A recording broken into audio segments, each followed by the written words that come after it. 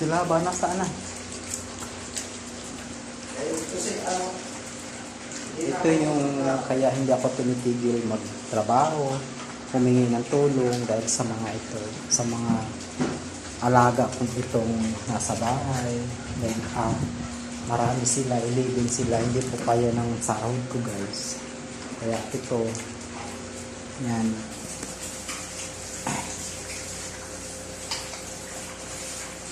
Hanggang doon pa po yan.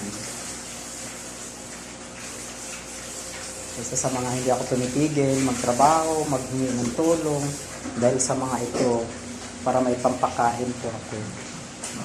Dahil kung hindi po ko gagawin, wala po silang pangkain. Yung kinikita ko, kulang pa po. Maraming salamat din sa mga nakakapansin sa amin. Maraming salamat po.